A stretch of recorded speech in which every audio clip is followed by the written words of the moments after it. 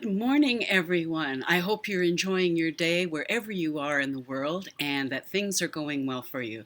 This is a new setup. Take a look down here. I've got some new software and hopefully this is going to work out much better, be much clearer, and no lag time. So today we're going to be talking about a couple of wardrobe topics, and then we're going to be talking about what I did to my hair here that's really easy. And then we're going to be talking about modern etiquette. And as I think it works best as far as comments are concerned, I'm going to leave those to the end with any of your questions so that I can answer them then. Plus, I have one from somebody who wrote me a question, and we can go from there. So, first out of the chute is wardrobe. Now, if you sew, bravo. And if you don't, I'd strongly consider learning. Sewing is one of the great arts that is lost, actually. But for those of us who are fortunate enough to have a mom or grandmom or an aunt or whatever teach us, it's been such a handy thing. I have made all of my interior decorating cushions and curtains and comforters and that sort of thing. So that's just a side benefit.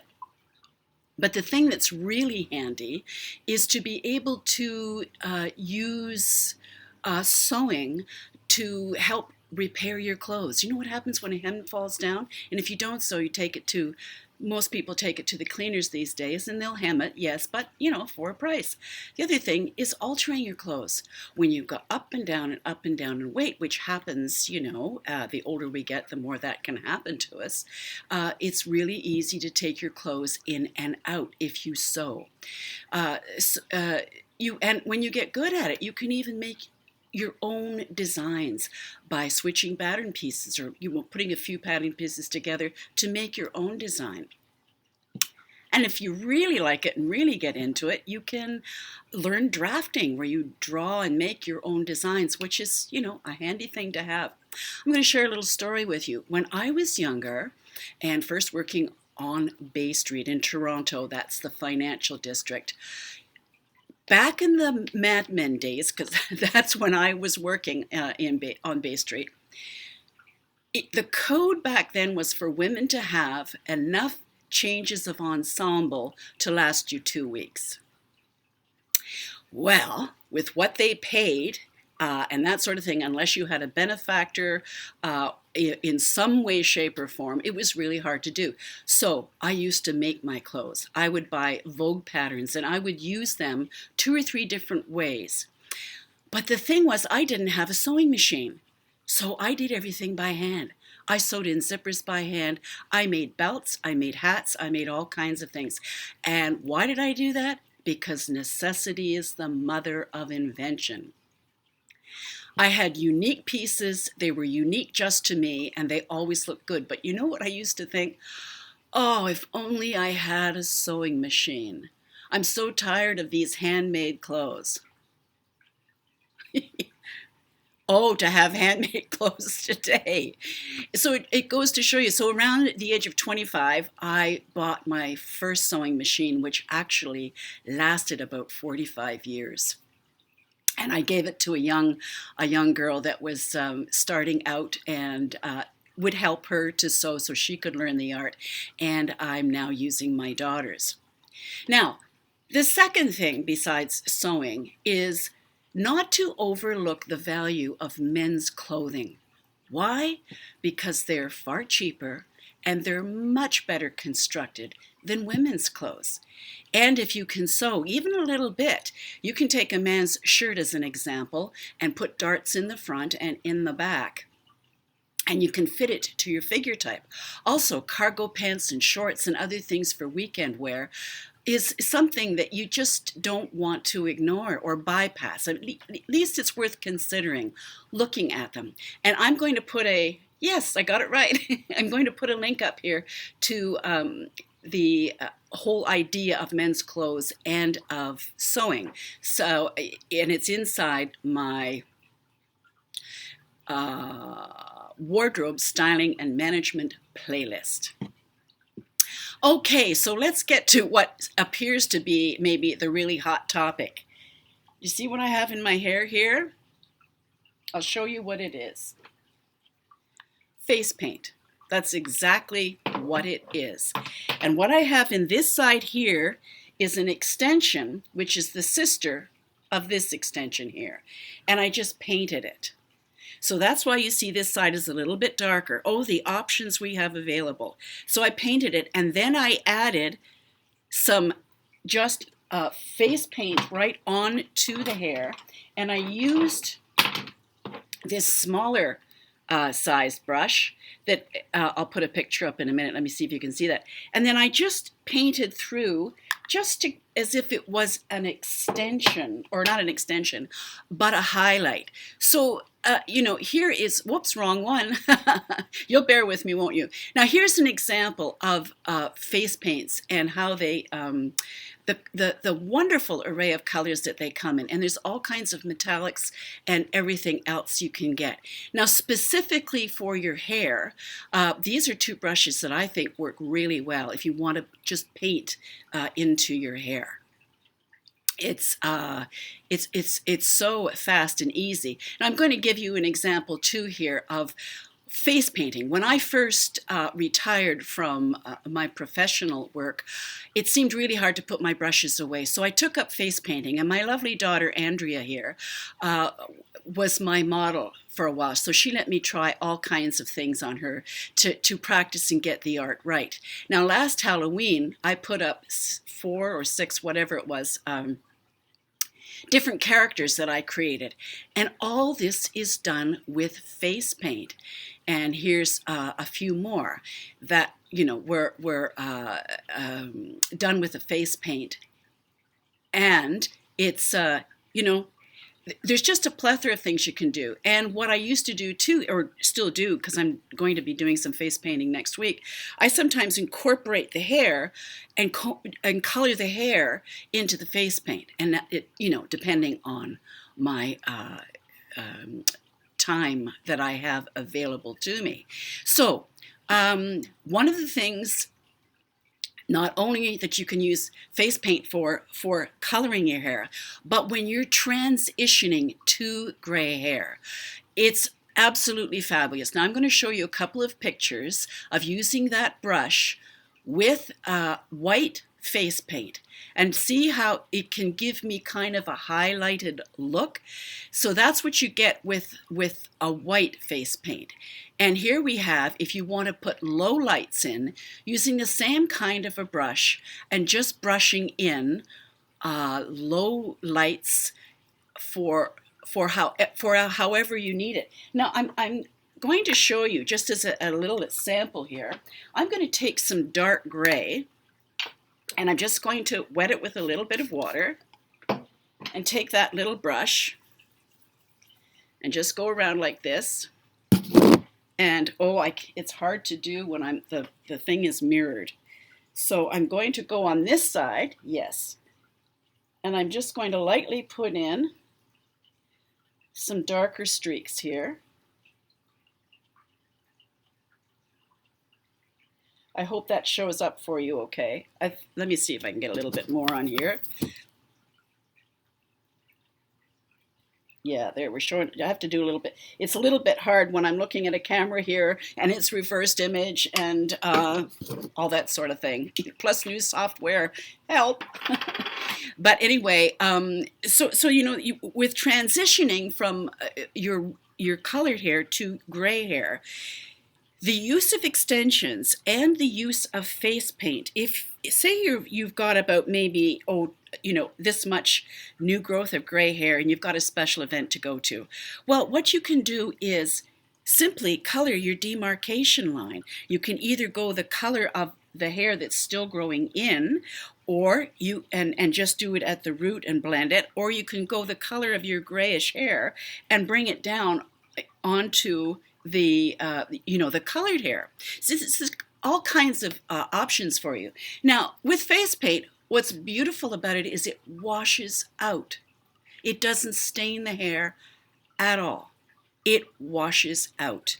Now I suggest too that you don't apply your face paint until after you've got your hair pretty much styled, because it's paint, and so the hair won't be as quite as soft and movable as this. But when you let it dry and comb through it with this kind of a comb, so you can separate the hairs before you put it in, that works too. Just takes a little bit of experimenting and having fun with it. But this is, you can pick any color to match your ensemble or whatever it is you're doing. So that's a little hair hack that I'm bringing to you for lots of fun. Okay, so next we're going to talk about revving up our etiquette, or lack thereof. And before I do that, I'm going to go back because I missed something. Please bear with me, folks. I wanted to show you, whoops, I don't want any of these. I wanted to show you with extensions that you can buy colored extensions. Now, these are heat friendly, and they're available on Amazon and any other place if you don't want to go with the paint color, the painting. Far easier on the hair. Just clip in and clip out. And with the heat friendly, you can curl them, you can straighten them, you can do anything, but just make sure that the heat isn't too hot on your hot tool. And of course, the mermaid look that is so popular this season, these are just extension wefts that you can put into your hair depending on the length of your hair. They're available everywhere because it's a very, very popular, trendy thing that people are doing right now. Okay, so sorry about that little mix-up, but I know that you won't mind. You're sticking with me, right? Okay, so now we're going to talk about etiquette. And I know I'm not the only one. The pushing, the shoving, the ignoring, the bullying, the disrespecting, it is everywhere. And it's really simple for us to get caught up in giving it back, so to speak, or giving back a smart comment, or walking down the street with our elbows out and our shoulders up and, ready like you're going down a foot. The thing is, when we give back what we get in those cases, it really, really doesn't help all that much. Now, here's something from George Carlin that I think fits really, really well for today. We have more technology, but less time. More communication tools, but less communication. More people, work, traffic, cell phones, clutter. The result? Overcrowding, extra time pressures, and increased raging. That's exactly right. It makes us really, really angry, and we really have to stop and think about what's happening. Now, I'm going to share a little story that when I was doing some bridal stuff. I just finished a wedding, so I think it was around 11 or 12 o'clock, and I was coming into the heat of the traffic one day, and I had to get out into a road where the traffic was jammed, absolutely jammed. I thought, I'm never going to get out. Well, lo and behold, there was a gentleman that motioned to me, come on. So he waited till the traffic in front of him moved, and he stayed there and allowed me to go in. I was gobsmacked, to tell you the truth, absolutely gobsmacked. And I swore that I was going to remember that incident. And I thought to myself, what would happen if we just did one of those a week? We let somebody in line, either on the road or, in a lineup at the grocery store, at the bank, or wherever you're shopping. It absolutely makes a difference. And not only did I feel gobsmacked, but I felt pleasantly surprised, and it put a smile on my face. And I took that with me for the next few hours. I've never, ever forgotten this. So what I want to do with respect to reviving etiquette, it's something that we all need to think about, in my not so humble opinion, I guess. So if we just did one courteous thing per week. Just let somebody in line. Just that. One courteous thing per week. Could you imagine if everybody on the planet did one thing a week? I just think it would be fantastic. The other thing is, it's really simple, and we all hear about it all the time. Put your cell phone away when you're with others. I know, I know, I know. And those who are parents or grandparents, the best way to teach your kids, in my experience, is to set an example. You don't bring your cell phone to the table, well, neither will they. But it's one thing, you can't do the don't do as I do as I tell you. You really need to set a good example. And when you can do it at home or with your loved ones or friends, if you're out for coffee. And I'll tell you something. When Andrea was alive, I had, my cell phone on me 24/7. And when I was meeting anybody for coffee or dinner or whatever, I would say to them at the outset, depending on how she was feeling, I have to have my phone here. I may be getting an emergency call. And if I do, I need to address it.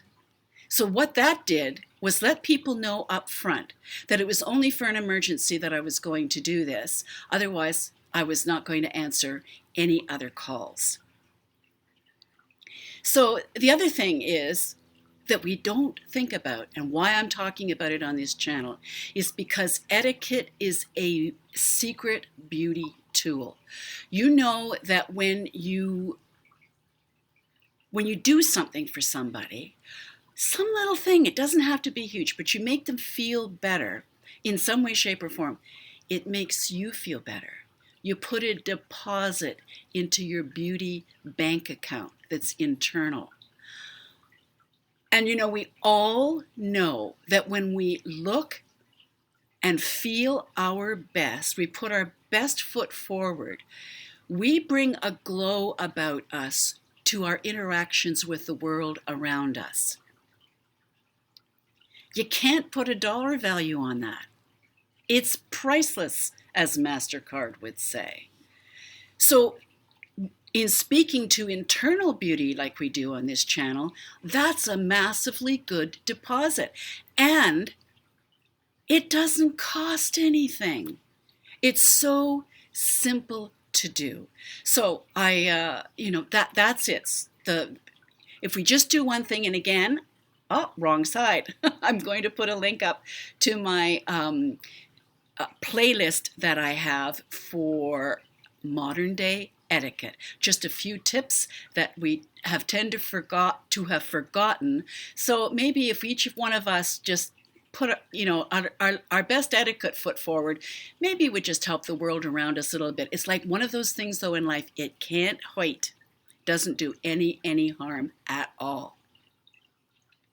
Okay, I have a question from Marcia Cleveland Smith. She says, Sharon, you have mentioned several times about different things that might help us decide on particular hairstyles. Could you refer to these different possibilities and how to deal with them? I probably know some, but best to use the knowledge I have to my best advantages. Thank you for another great 2-minute tips live stream. You're welcome, Marcia. Okay, that's a really good question. One of the things that's really important to consider when you're deciding on your hair is balance. Balance is everything, like it is in everything in the world.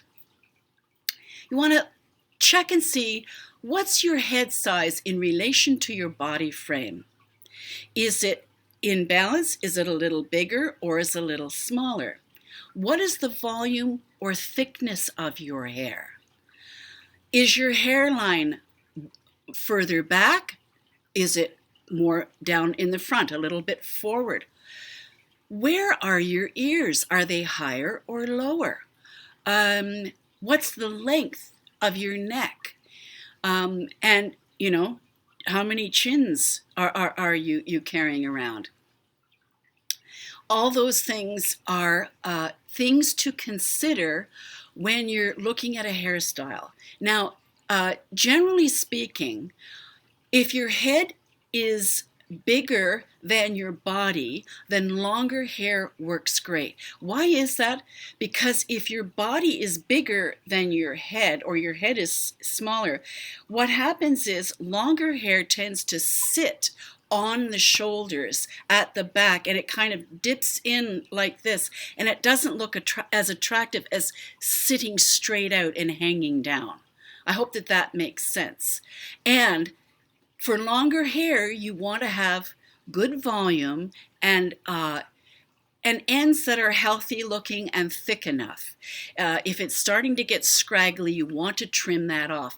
And of course, the other option you have is to add an extension, which can help a lot. Now, a smaller head is usually better with a shoulder length and lifting out the roots. Now, I'm a really good example of a smaller head. I'm going to go back here to see if I can show you. My head is small in comparison to my body. Now, you only usually just see this part of me. You don't see the rest. But I back comb my hair. I lift it out. I have thin, fine hair, and I need to add some extension to give it some weight and some fullness. And I back comb at the roots and then smooth the hair on top, and especially around the crown or the circumference of the crown. Now, for those that want to go short, like a pixie cut or things of that nature, what can look really good on a pixie cut and yet still give it more fullness, shall we say, is the current longer bang. Or if you have curly hair, having it short here and at the back and having it longer and fuller so that it fills out your head a little bit more, that will help get weight between yourself and the balance of people, or not people, sorry. I had to do a little thing here and it throws me right off. Okay, so I hope that answers your question okay. So we have a few people here. Let me see. Lisa Craig says we have chalk now. If you're in a pickle, you can use sidewalk chalk. Yes, you can. And that's very true, except that I have to say, Lisa, I find that this is easier, it's cleaner, and not nearly as much mess as chalk is, because I believe you have to wet the chalk. So it's something to consider. Linda M., being from South, courteous actions and manners are common. That is one of the many ways I love about being in this area. That's very true. And it can also be used as a passive-aggressive approach to answering somebody. So it all depends on your intent. It's great to have good courtesy for sure, but it depends on your intent. And if it's meant truly to be courteous, that's wonderful. But if it's meant as a sort of a backhanded or a passive-aggressive statement with a big smile on your face, people can read that too. So, that's a really good point. Hello, Ingrid. I hope you're doing well. Ingrid from Italy, I believe. Ingrid has gone through embracing her gray, and it just looks stunning on her. And thank you, Cleo. I'm glad you enjoy. Now, I don't see anybody else here for questions. Is there anything you'd like me to zero in on or go back on? Because I'm happy to do that. We're not going to keep this too long because if there's no questions, there's no point. However, if you do have questions or you want to make a comment later, please put it in the comment section after the video is up, and I'll be absolutely endeavor to answer your questions. Now, for those watching, I would really appreciate if you could make a comment about whether you find this is the picture that you're seeing, if it's truer. I think it is. I noticed that when I use my iPhone to do live streams, that the front-facing camera appears to have some kind of a, what's that little hair doing? The front-facing camera appears to have a what's called beauty filter on it, and I do not want to go there. I want to be as authentic as possible, and I think that this new software, I am more authentic. And it's Ecamm. Ecamm Live is a software, and I would recommend it. But you can see my wrinkles, you can see everything. Now I have good makeup on for sure, and I'm going to go over some new tips about foundation and how to apply it a little better. Looks great. Oh, great. Thanks, Kathy. The picture is great, great. And I hope you can all hear me okay too. That's great. Good to know. I think I'm going to stick with this. Joan Perry, hi Sharon, my hair is getting thin but still very frizzy. How can I control this? Well, one of the things you can do that we found on the Facebook page, Going Gray and Loving It, is to slather your hair in coconut oil. Put a shower cap on and leave it for about an hour. Or some like to do it overnight. They just put a towel over their pillow, and then shampoo your hair in the morning, and voila, shiny, smooth, no frizz, wonderful. So that's something to try. I hope that helps. Ingrid, picture quality and sound are great today. Excellent. Thank you. Okay, I think we have a winner in software, and I promise next time I will run things a little better. But I'm glad that you understand that there's just a little bit of technical stuff that I have to get skilled at. It's like my eyebrows, right? Or anybody's eyebrows, excuse me. The more you do it, the better you get at it. So, and you can hear me as well too, Lynn. That's Linda. Sorry, that's great. So I hope that answers your question, okay, Joan, about the frizziness. Now, the other thing is using hairspray without alcohol is good. And if you have curlier hair, then you want to look into the curly girl method, where shampooing your hair isn't so necessary. They shampoo their hair with conditioner.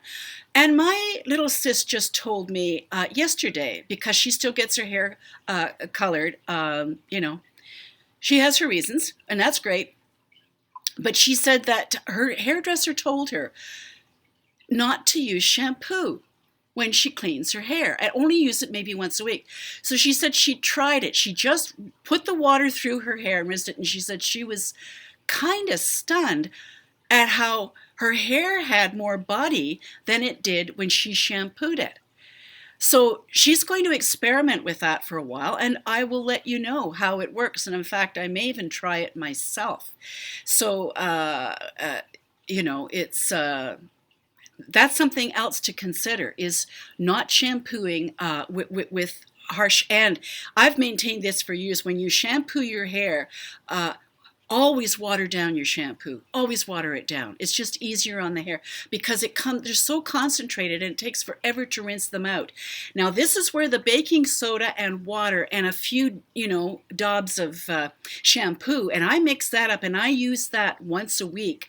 And when I do, my hair is bright, and it acts like a clarifier. It cleans everything out. So when I do my regular shampooing, I'm going to not bother with the shampoo and just see if that works for me, and I will definitely let you know.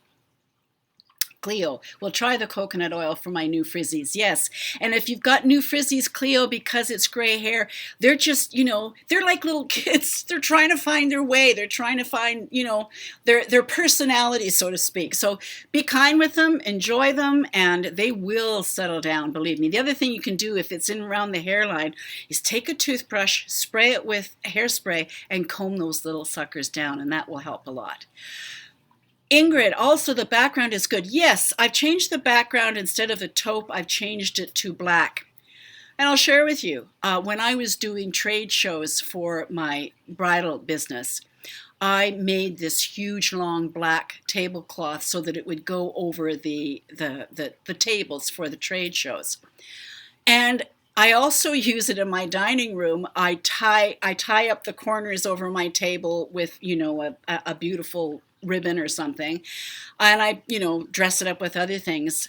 But Mom, I don't entertain that much anymore. So it's this beautiful piece of cloth sitting. I thought, wait a minute, why did I use that as a backdrop? So that's what it is. It's a tablecloth, but it does the job. And what I like about it is it keeps the background nice and clean so that just my mugshot is zeroed in on. So I'm glad you like it, Ingrid. Linda M., should the purple shampoo be watered down also? I'll tell you what, I don't recommend purple shampoo. And unless you're fully gray, there's no need for it. Believe me, if you use it regularly, it will stain your hair into a metallic color. The only reason to use it is if you have yellowing in your hair, or you want to tone down blonde human hair wefts. You want to tone them down into kind of a gray or a silver, you can do that. But regular use on human hair, I don't recommend it. I really don't. They will tell you need all kinds of things in the beauty industry when you don't. When you don't. I'm telling you, my hair, well, it's hard to tell right now because I've got all these colors in it, but that's all I do. Baking soda, water, and a little bit of shampoo, and nothing special, and it works just great.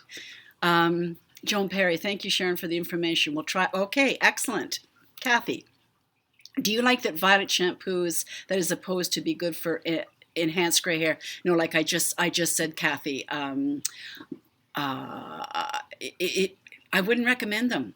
I have some, but I never use it because, and I can remember having this conversation with my 94-year-old uncle who is an artist, and we were at a funeral because it gets like that later on in life, and we were talking about stuff, and and he said something about, I like your gray hair, but it's just hard to imagine my niece, having gray hair. And I said, I know. And I said, and yours, it's amazing how yours hasn't, you still have a lot of quite dark hair. And he said, well, I use the purple shampoo every week. And I thought, that's it. It's the purple shampoo that's kept his hair this metallic color. Now, if that's what you want, that's a whole other ball game. But if you're looking for white hair to keep it white and for gray hair to keep it gray, no need for it. Okay, hope that helps. I'll put the soapbox away on that subject. I like your mugshot, Joan Perry. Well, thank you, Joan. I appreciate that. Yes, and thank you for sharing. Anne Louise says she agrees. The purple shampoo gave her lilac hair. Yes.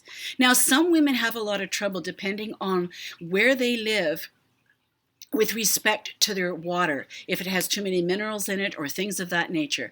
You can always check to see your faucet, or not your faucet, what is it, your shower head.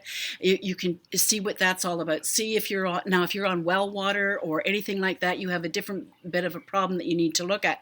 But even so, using the baking soda, water, and some shampoo all mixed together does the trick. So, that's great. So I can't see, is there anything else? Does anybody have any other questions? Well, it doesn't look like it right now, but remember, if you're watching this after it's been posted, please feel free to put up your questions and I will answer them. So like I'd like to do every week, here is the quote for this week. Blondes have more fun, but grays are more fun, at least in my opinion. Now, why is that? Because we've been around the sun a lot more times, and we know how to, or hopefully we know how to take our trials and tribulations and turn them around, accept, do what we need to, and still look for the beauty in life. That's why I think we're more fun. Now, I just want to remind you too, folks, that to please like, share, and subscribe because I am not sponsored in any way. I'm not monetized with YouTube.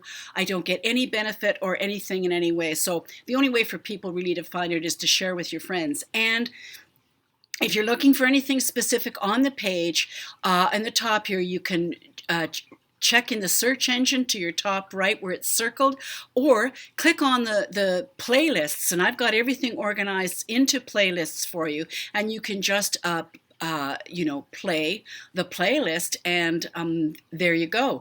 So anyway, I think that's it. If nobody else has any questions, I think we'll call it a day. Say thank you very much, and thank you for your feedback. And I'm glad that this is working out.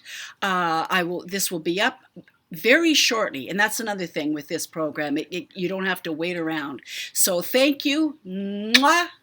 We'll see you next time.